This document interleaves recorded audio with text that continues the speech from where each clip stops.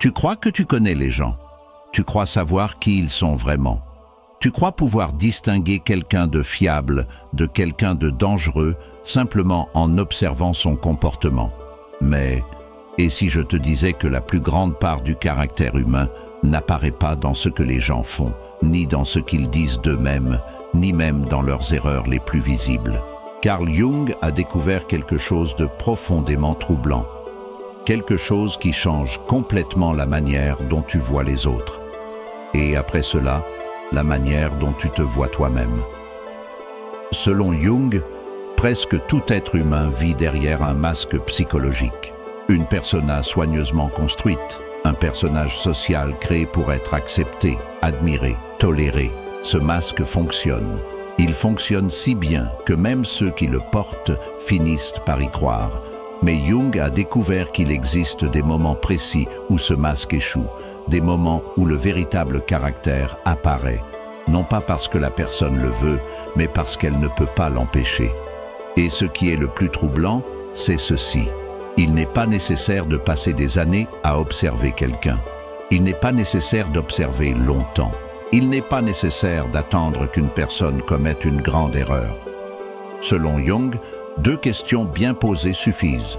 2 questions simples, directes, apparemment inoffensives, mais qui traversent l'ego, contournent la conscience et révèlent ce que la personne elle-même évite de voir en elle. Et avant que tu ne penses utiliser cela pour lire les autres, laisse-moi être clair dès maintenant. Jung n'a jamais développé ce savoir pour manipuler. Au contraire, il a averti que l'usage de la psychologie comme outil de contrôle crée un poison silencieux, un poison qui ronge autant celui qui observe que celui qui est observé. Le but de ces questions n'est pas d'exposer les autres, il est de révéler des schémas inconscients, répétitifs, profondément humains, car selon Jung, le véritable caractère ne se révèle pas lorsque nous sommes à l'aise, ni lorsque nous sommes aux commandes, ni lorsque tout va bien. Il se révèle lorsque quelque chose touche notre ombre. Jung a passé plus de 5 décennies à étudier la psyché humaine, et ce qu'il a découvert n'était pas beau. Ce n'était pas propre, ce n'était pas la version motivationnelle de la psychologie que l'on voit circuler partout. Il a découvert que chacun de nous porte en lui un territoire caché, un lieu où vivent des traits que nous rejetons, des impulsions que nous réprimons, des désirs que nous jugeons inacceptables, des peurs que nous prétendons inexistantes.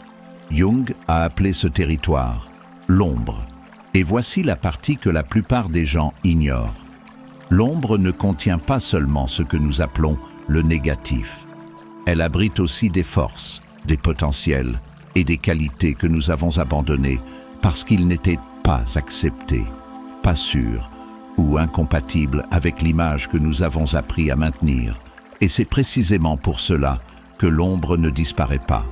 Elle attend, elle se manifeste dans les irritations, dans les réactions disproportionnées, dans les jugements sévères, dans ce qui nous dérange excessivement chez les autres. Jung a compris quelque chose d'essentiel. Lorsque quelqu'un provoque en nous une réaction émotionnelle intense, ce n'est presque jamais à cause de cette personne. C'est parce que quelque chose en nous a été activé. Et c'est ici qu'interviennent les 2 questions. Mais avant de les révéler, tu dois comprendre une chose fondamentale. Carl Jung a dit quelque chose qui devrait être un avertissement, pas une belle citation. Tant que tu ne rends pas l'inconscient conscient, il dirigera ta vie et tu appelleras cela le destin.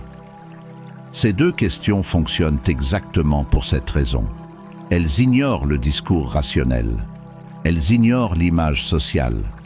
Elles ignorent le personnage. Elles atteignent directement ce que Jung appelait les complexes inconscients. Des structures émotionnelles profondes qui façonnent nos choix, nos réactions et nos répétitions. Et le plus déconcertant, lorsqu'une personne répond à ces questions, elle croit parler du monde, alors qu'en réalité, elle parle d'elle-même. Dans la prochaine partie, je vais te montrer la première question. Et pourquoi la manière dont quelqu'un y répond révèle davantage son caractère que des années de coexistence. Maintenant, écoute avec attention, car la première question semble simple. Mais c'est l'une des plus révélatrices que Carl Jung ait jamais identifiées. La question est la suivante. Quel type de personne ne supportes-tu absolument pas? Ne réponds pas trop vite. Jung te dirait de faire une pause, de laisser la question résonner dans le corps. Qui éveille en toi une irritation immédiate? Qui provoque ce malaise viscéral, presque automatique? Qui fait que quelque chose en toi se referme? Peut-être la personne arrogante, toujours supérieure, toujours sûre d'elle, toujours au-dessus des autres. Peut-être le passif-agressif, celui qui ne dit jamais ce qu'il pense vraiment, mais qui contrôle tout en sous-main. Peut-être la victime éternelle, celle qui n'assume jamais ses responsabilités et trouve toujours quelqu'un à blâmer. Ou peut-être l'ambitieux implacable, celui qui écrase les autres pour avancer. Et voici la partie que Jung disait profondément inconfortable. Lorsque tu réponds à cette question, tu ne décris pas les autres. Tu révèles ta propre ombre. Selon Carl Jung, tout ce qui provoque en nous une réaction émotionnelle intense chez les autres tend à être un trait qui existe aussi en nous, mais qui a été réprimé, rejeté ou nié. Jung appelait cela la projection psychologique. L'esprit humain accomplit quelque chose de subtil et de dangereux à la fois. Il prend ce qu'il n'accepte pas en lui-même et le projette à l'extérieur, sur les autres, sur le monde, sur des groupes, des personnes, des comportements. Et plus l'émotion est forte, plus il est probable que nous soyons face à un contenu de l'ombre. Au fil de décennies de pratiques cliniques, Jung a observé quelque chose de très clair. Plus quelqu'un s'emporte en parlant de ce qu'il déteste chez les autres, plus il est probable que ce trait existe aussi en lui. Pas de manière identique, pas de manière consciente, mais de manière réprimée. Par exemple, quand quelqu'un dit qu'il déteste les personnes malhonnêtes, Jung n'interprétait pas cela comme « cette personne valorise la vérité ». Il explorait sa relation à la vérité. Et très souvent, il découvrait des conflits profonds, de petits mensonges justifiés, des auto-illusions répétées, des vérités évitées. Quand quelqu'un dit qu'il déteste les personnes égoïstes, Jung voyait fréquemment quelqu'un qui avait appris à étouffer ses propres désirs au point de ne plus supporter de les voir exprimés chez les autres. La haine, dans ce cas, n'est pas dirigée contre l'égoïsme de l'autre. Elle est dirigée contre son propre désir réprimé. Quand quelqu'un affirme détester les personnes faibles, Jung trouvait presque toujours quelqu'un terrorisé par sa propre vulnérabilité. Quelqu'un qui avait construit toute son identité autour de l'image de la force. Mais voici un point essentiel que presque personne ne comprend. L'ombre ne contient pas seulement ce que nous appelons des défauts. Elle conserve aussi des qualités positives que nous avons abandonnées. Certaines personnes disent qu'elles détestent les fanfarons, ou les personnes trop sûres d'elles, ou excessivement joyeuses. Jung a découvert que, bien souvent, cela révèle quelqu'un qui a réprimé sa propre confiance, sa spontanéité ou sa joie naturelle. L'ombre n'est pas malveillante, elle est incomplète.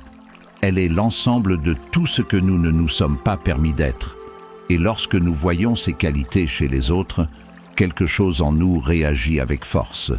Non pas parce que l'autre a tort, mais parce qu'il touche un territoire que nous évitons. C'est pour cela que Jung disait « L'ombre est une enseignante sévère, mais honnête. Elle ne crie pas, elle provoque, elle n'accuse pas, elle reflète. » Et chaque fois que quelqu'un répond à la première question avec une émotion excessive, avec rigidité, avec un mépris intense, tu es en présence d'une carte psychologique. Mais Jung avertissait, cette carte ne doit pas être utilisée pour juger, ni pour étiqueter, ni pour attaquer. Elle doit être utilisée pour comprendre. Parce que cette même question, lorsqu'elle est tournée vers l'intérieur, devient l'une des armes les plus puissantes de la connaissance de soi. Dans la prochaine partie, nous entrerons dans le deuxième miroir, une question encore plus déconcertante, parce qu'elle ne révèle pas seulement ce que nous rejetons, elle révèle aussi comment nous gérons ce que l'ego déteste, l'erreur. Et maintenant, nous arrivons à la deuxième question. Et selon Carl Jung, elle est encore plus révélatrice que la première. La question est la suivante. Raconte-moi une fois où tu étais absolument certain d'avoir raison, mais tu as découvert que tu avais tort. À première vue, cela peut sembler une question simple, presque banale. Mais Jung a découvert qu'elle touche directement à l'un des points les plus sensibles de la psyché humaine. L'idéal de l'ego. L'idéal de l'ego est l'image que nous avons de nous-mêmes comme personnes compétentes, intelligentes, justes, capables. C'est l'identité qui protège notre estime de soi. Et quand cette image est menacée, l'inconscient réagit. Jung a observé, encore et encore, que lorsque quelqu'un se voit confronté au fait d'avoir eu tort, des mécanismes de défense automatiques se mettent en marche. Certaines personnes tombent dans le déni. Elles disent qu'elles n'étaient pas vraiment en tort, que c'était technique, que le contexte a changé, que la situation a été mal interprétée. D'autres utilisent la rationalisation. Elles créent des explications élaborées pour justifier pourquoi l'erreur était en réalité compréhensible, inévitable ou causée par des facteurs externes. D'autres encore se tournent vers la projection. Elles accusent d'autres personnes, l'environnement, le manque d'information, comme si l'erreur n'avait jamais vraiment été la leur. Et il y en a qui minimisent.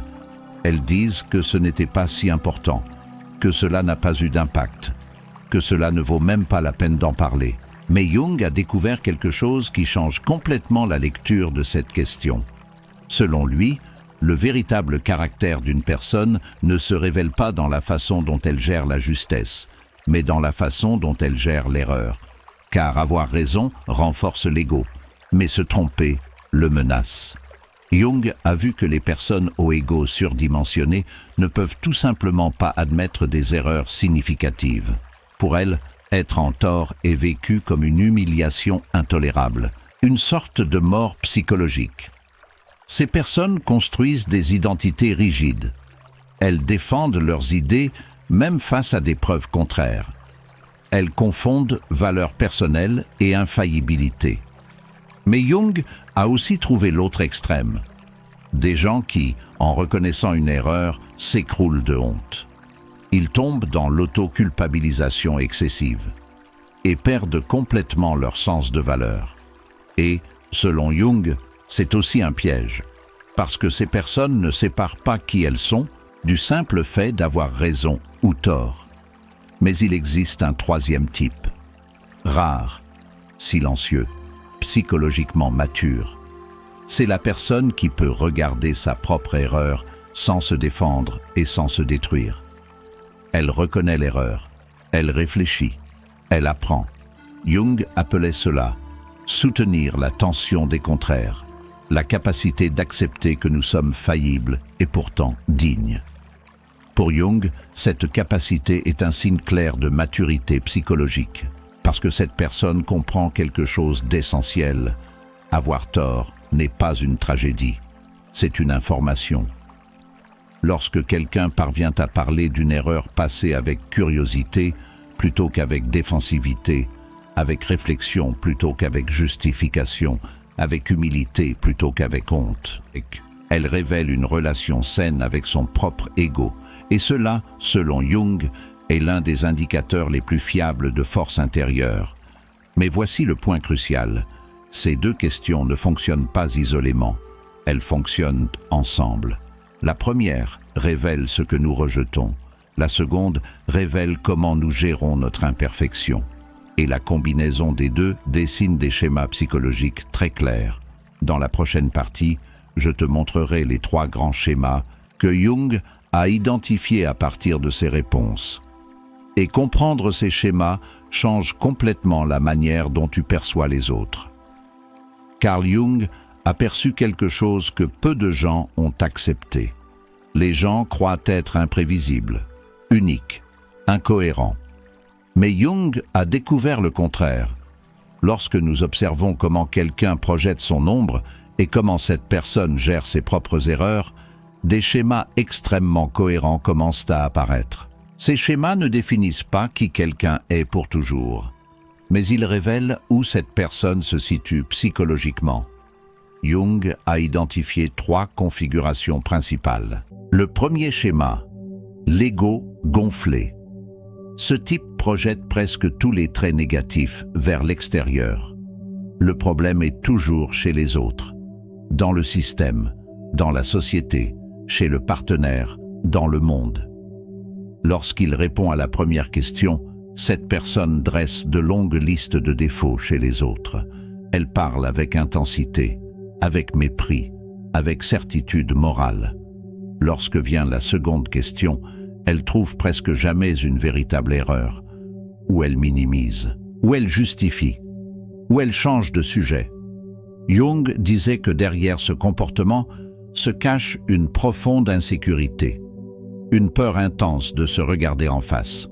Un ego gonflé n'est pas signe de force, c'est un signe de fragilité protégé par la rigidité. Le second schéma, l'ego autodépréciatif. Ces personnes admettent facilement leurs erreurs, parfois même excessivement, mais elles le font sans véritable réflexion. Elles disent « je suis comme ça »,« je me trompe toujours »,« je ne fais jamais rien de bien ». À première vue, elles semblent humbles. Mais Jung percevait quelque chose de plus subtil. Cette autocritique constante peut être une manière d'éviter le vrai travail de l'ombre. En reconnaissant superficiellement les défauts, la personne se décharge de la responsabilité de les transformer. Elle se définit par l'erreur et elle reste prisonnière de celle-ci. Le troisième schéma, l'intégration psychologique, le plus rare. Ces personnes parviennent à reconnaître à la fois leurs projections et leurs erreurs sans que leur identité ne s'effondre. Elles peuvent dire « cela m'agace chez les autres et je dois regarder cela en moi ».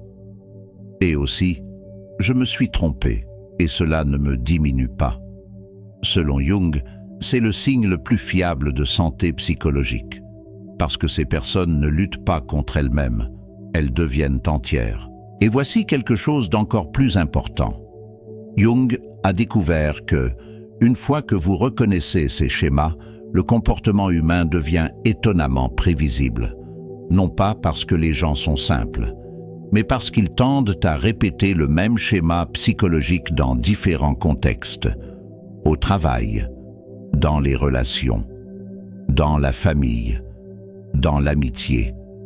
La forme change, le schéma reste. Mais Jung a aussi découvert quelque chose d'inquiétant. Il existe des signaux d'alerte qui apparaissent lorsque ces questions touchent les noyaux profonds de l'ombre. Et reconnaître ces signaux peut vous épargner des années de confusion émotionnelle. Dans la prochaine partie, je te montrerai les principaux signaux d'alerte que Jung a observés lorsque ces questions réveillent des contenus dangereusement réprimés. Au fil de décennies d'observation de patients, élèves et leaders, Carl Jung a perçu quelque chose d'essentiel. Lorsque les deux questions sont posées, toutes les réactions ne sont pas neutres. Certaines réponses portent des signes clairs de danger psychologique. Jung appelait cela les indicateurs de division interne profonde. Le premier signal d'alerte apparaît lorsque quelqu'un projette tous les traits négatifs sur un seul groupe. Cela peut être un groupe politique, une classe sociale, un genre, une profession, une génération. Selon Jung, les personnes psychologiquement intégrées reconnaissent que les caractéristiques négatives sont réparties dans toute l'humanité. Lorsque quelqu'un insiste, le problème est toujours dans ce groupe, cela indique une division dangereuse entre le moi bon et l'autre mauvais. Ce type de division, disait Jung, constitue la base psychologique du fanatisme. Le deuxième signal d'alerte est encore plus direct. La personne affirme n'avoir jamais eu tort sur quoi que ce soit d'important. Pour Jung, ce n'est pas de la confiance, c'est une inflation psychologique. Lorsque l'ego s'identifie totalement à une image d'infaillibilité, la personne se coupe de la réalité. Et cet éloignement, selon Jung, précède souvent des effondrements personnels profonds. Crise relationnelle, rupture professionnelle, effondrements émotionnels, Le troisième signal est plus subtil, mais tout aussi révélateur. L'énergie de la personne change radicalement lorsqu'elle parle de ce qu'elle déteste chez les autres. La voix se modifie, le corps se tend, l'émotion monte de façon disproportionnée. Jung observait que cette montée soudaine de charge émotionnelle indique que l'on a touché un complexe de l'ombre. Plus la réaction est intense, plus le matériel réprimé activé est important. Le quatrième signal est défensif et agressif. La personne renvoie immédiatement les questions. Elle attaque, elle ironise, elle ridiculise. Jung a constaté que ce comportement apparaît lorsque l'ego sent qu'il perd le contrôle. C'est une tentative de restaurer le pouvoir en évitant le contact avec des contenus internes. Mais Jung a aussi lancé un avertissement très sérieux. Ces signaux ne doivent pas être utilisés pour juger, exposer ou humilier qui que ce soit. Car le but de ce savoir n'est pas la supériorité psychologique, c'est la responsabilité.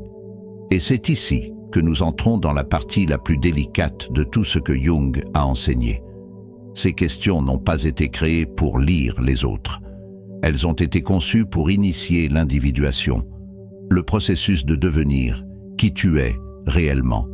Et Jung a découvert quelque chose de dérangeant. Beaucoup de personnes apprennent à identifier des schémas psychologiques chez les autres uniquement pour éviter de se regarder elles-mêmes. Elles deviennent des observateurs froids, des analystes du comportement d'autrui, des experts du diagnostic. Mais elles restent aveugles à leur propre schéma. Jung appelait cela le voyeurisme psychologique. Selon lui, c'est le plus grand danger du savoir psychologique. Il peut devenir simplement une nouvelle défense de l'ego. Dans la prochaine partie, je te montrerai le retournement le plus important de tous. Le moment où Jung inverse complètement le regard et montre pourquoi ces questions ne fonctionnent vraiment que lorsqu'elles sont d'abord posées à soi-même. Voici le retournement que Carl Jung considérait comme essentiel. Sans lui, tout ce savoir perd son sens. Jung a découvert que ces deux questions fonctionnent dans les deux sens. Lorsque tu les poses aux autres, tu es aussi confronté à toi-même. Quand tu observes la projection de quelqu'un, tu révèles la tienne. Quand tu analyses la manière dont quelqu'un gère l'erreur, tu entres en contact avec ta propre relation à la faillibilité. C'est pour cela que Jung répétait inlassablement « Le véritable travail psychologique ne commence pas à l'extérieur, il commence à l'intérieur ». Jung disait que beaucoup de personnes veulent comprendre les autres parce que cela semble plus sûr que de se confronter à elles-mêmes. Il est plus confortable d'analyser, d'étiqueter, d'interpréter. Bien plus difficile est de soutenir le regard sur ses propres contradictions. Mais Jung était clair. Sans ce mouvement vers l'intérieur, il n'existe pas de croissance réelle. Il n'y a qu'une accumulation d'informations. Et voici l'une des phrases les plus profondes que Jung ait laissées. Celui qui regarde à l'extérieur rêve. Celui qui regarde à l'intérieur s'éveille. Ces deux questions éveillent parce qu'elles forcent ce que l'ego cherche à éviter. Elles brisent l'illusion du contrôle. Elles déconstruisent le récit confortable que nous nous racontons à nous-mêmes. La première question t'oblige à faire face à ce que tu refuses d'être. La seconde t'oblige à affronter le fait que tu peux avoir tort et rester entier. Jung a compris que, lorsqu'une personne accepte ces deux vérités, quelque chose change de manière irréversible. Le besoin de juger diminue. La compulsion d'avoir raison s'affaiblit. Le désir de dominer l'autre perd de sa force. Et à la place, quelque chose de rare apparaît. La clarté.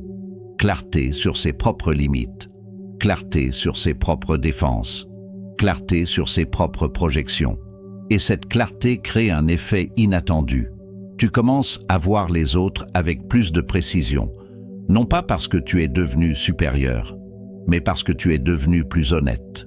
Jung appelait cela l'acuité psychologique, la capacité de voir au-delà du comportement superficiel et de reconnaître les dynamiques internes à l'œuvre. Tu perçois quand la colère de quelqu'un est en réalité de la peur, quand l'arrogance est une défense contre l'insécurité, quand la rigidité est une terreur profonde du chaos. Mais le point le plus important est celui-ci. Lorsque tu reconnais en toi la capacité de te tromper, de rationaliser, de défendre l'indéfendable, tu cesses d'être surpris quand les autres fassent la même chose, et cela ne crée pas de permissivité, cela crée de la compréhension. Tu comprends que de nombreux comportements destructeurs ne sont pas le signe d'une méchanceté consciente, mais de stratégies humaines pour éviter la douleur psychique. Dans la prochaine partie, je te montrerai comment cette compréhension transforme complètement ta manière d'entrer en relation avec les autres, sans te rendre naïf ni soumis. Lorsque tu commences à intégrer ce que Jung a enseigné, quelque chose de très concret change dans ta vie quotidienne. Tu cesses de réagir automatiquement.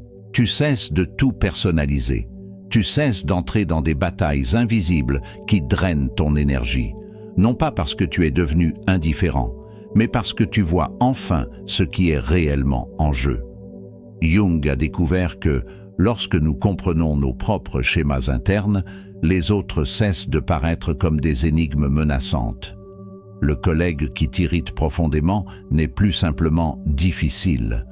Tu perçois les conflits intérieurs qui l'animent. Le partenaire qui semble distant n'est plus seulement froid ou désintéressé. Tu commences à voir les mécanismes de défense qu'il utilise pour ne pas s'exposer. Le membre de la famille qui provoque sans cesse des conflits n'est plus simplement provocateur. Tu reconnais la lutte interne entre le contrôle et la peur. Cette perception n'élimine pas la nécessité de limites. Jung n'a jamais défendu la tolérance de l'abus. Comprendre n'est pas se soumettre. Au contraire, quand tu comprends les schémas, tu poses des limites avec plus de clarté et moins de culpabilité. Tu ne réagis plus à partir de la blessure, tu réponds à partir de la conscience. Jung a observé que de nombreux conflits interpersonnels ne naissent pas de différences réelles, mais de projections inconscientes non reconnues. Lorsque deux ombres se rencontrent, chacun croit avoir affaire à l'autre, alors qu'en réalité, il lutte contre lui-même. Mais lorsqu'au moins une personne interrompt ce cycle, toute la dynamique se transforme. Tu cesses d'alimenter les jeux psychologiques, tu cesses de prouver ta valeur, tu cesses de vouloir gagner, et cela fait naître quelque chose de rare dans les relations modernes, la présence. Tu écoutes davantage, tu parles moins, tu choisis mieux tes mots, et, curieusement, les gens commencent à se montrer tels qu'ils sont, non pas parce que tu les forces, mais parce que ta posture intérieure a changé. Jung disait que la simple présence de quelqu'un qui a intégré une part de son ombre modifie déjà le champ psychologique autour de lui. Les masques deviennent plus lourds, les défenses moins efficaces. Mais voici un point crucial. Cette clarté ne doit pas être utilisée comme une arme, ni comme un avantage. Jung avertissait que le savoir psychologique utilisé pour dominer détruit autant celui qui observe que celui qui est observé. La véritable valeur de cette compréhension ne réside pas dans le contrôle des relations, mais dans le fait de les rendre plus réelles. Dans la prochaine partie, je te montrerai le danger le plus grand de tous pour ceux qui commencent à comprendre profondément la psychologie humaine. Un danger subtil, séduisant et extrêmement courant. Carl Jung a lancé un avertissement que presque personne ne prend au sérieux. Et selon lui, cet avertissement était plus important que n'importe quelle technique psychologique. Jung a découvert qu'il existe un risque silencieux pour ceux qui commencent à comprendre profondément le comportement humain. Un risque séduisant, intellectuellement stimulant et spirituellement stérile. Il appelait cela la fuite dans l'analyse. Qu'est-ce que cela signifie? Cela signifie utiliser le savoir psychologique pour observer les autres sans jamais permettre à ce savoir de te toucher. Ces personnes apprennent à identifier les projections, reconnaissent les mécanismes de défense, perçoivent les schémas. Mais elles utilisent tout cela pour maintenir une distance avec elles-mêmes. Elles deviennent expertes dans la lecture des autres, analystes du comportement d'autrui, observatrices attentives, et en même temps, elles restent intactes, Jung disait que ce type de personne transforme la psychologie en un nouveau masque de l'ego, une manière sophistiquée d'éviter le travail le plus difficile de tous, la confrontation avec soi-même. Selon Jung, c'est le moment où le savoir cesse de libérer et commence à enfermer, parce qu'il devient une défense, une armure intellectuelle, une façon élégante de ne pas ressentir. Jung allait droit au but lorsqu'il écrivait « La chose la plus terrifiante est de s'accepter pleinement ». S'accepter, non seulement dans ce que tu aimes en toi, mais aussi dans ce que tu rejettes, ce qui contredit ton image, ce qui menace ton identité. Il est bien plus facile d'analyser l'autre que de soutenir ce regard intérieur. Et Jung a observé quelque chose de troublant. Beaucoup de personnes qui lisent les autres avec précision sont en réalité en train d'éviter de regarder leurs propres ombres. Elles voient de l'arrogance partout, de la rigidité partout, de l'insécurité partout, sauf en elles-mêmes. C'est pourquoi Jung insistait. La véritable psychologie commence lorsque l'analyse devient expérience vécue, lorsque tu cesses de seulement comprendre et que tu commences à intégrer. Nous arrivons ici au cœur de tout ce que Jung a enseigné. Ces deux questions n'existent pas pour te rendre socialement plus perspicace. Elles existent pour initier le processus que Jung appelait l'individuation. L'individuation n'est pas devenir parfait, ce n'est pas éliminer les défauts, ce n'est pas réparer la personnalité, c'est devenir entier. C'est reconnaître que tu portes en toi des contradictions, des limites, des lumières et des ombres. La première question montre ce que tu as refusé d'être. La seconde révèle comment tu fais face au fait de ne pas être parfait. Ensemble, elles démantèlent l'illusion centrale de l'ego, l'idée d'un contrôle absolu.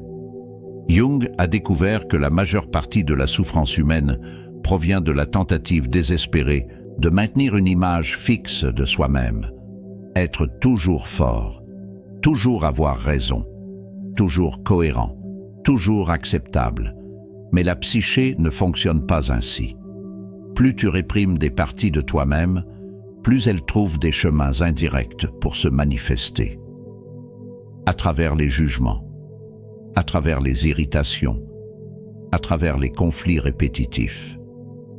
Lorsque tu commences à reconnaître ton ombre, quelque chose de fondamental change. Tu cesses de lutter contre toi-même. Et lorsque tu fais la paix avec ta faillibilité, l'erreur cesse d'être un ennemi et devient un professeur. Jung disait qu'avoir tort n'est pas une faute morale, c'est une condition humaine. Et seuls ceux qui acceptent cela peuvent réellement grandir. À ce moment-là, quelque chose de surprenant se produit. Les gens cessent de paraître mystérieux. Le comportement humain devient plus compréhensible. Pas forcément acceptable en tout, mais intelligible. Tu commences à voir que derrière l'arrogance, il y a de la peur. Que derrière la rigidité, il y a une terreur du chaos. Que derrière l'agressivité, il y a une douleur non reconnue. Et, peut-être le plus difficile à accepter, que ces mêmes dynamiques existent aussi en toi. Pas de manière identique, mais de manière humaine. Cette compréhension n'affaiblit pas. Elle mûrit. Carl Jung a résumé tout cela dans une phrase rarement comprise en profondeur. Ta tâche n'est pas de chercher l'amour, mais de trouver toutes les barrières que tu as construites contre lui en toi-même. Ces deux questions sont des miroirs, pas des armes, pas des raccourcis, pas des astuces sociales. Elles révèlent ce que tu évites de regarder. Et maintenant, le défi final n'est pas intellectuel. Il est existentiel. Tu peux utiliser ce savoir pour analyser le monde, ou tu peux lui permettre de transformer la manière dont tu te vois. La question n'est pas de savoir si ces idées changeront ta façon de voir les autres. Elles le feront. La véritable question est, es-tu prêt à les laisser changer la manière dont tu te vois toi-même ? Car comme Jung l'a découvert au cours d'une vie entière à explorer la psyché humaine, c'est exactement là que commence la véritable transformation, dans le travail silencieux. Inconfortable, et profondément libérateur de se connaître entièrement, avec l'ombre, avec l'erreur, et avec tout ce que tu es. Si ce contenu t'a fait réfléchir, partage-le avec quelqu'un qui a peut-être besoin de ce miroir. Et si tu souhaites continuer ce chemin, abonne-toi à la chaîne, car le chemin vers la connaissance de soi ne commence pas en regardant à l'extérieur. Il commence lorsque tu as le courage de regarder à l'intérieur.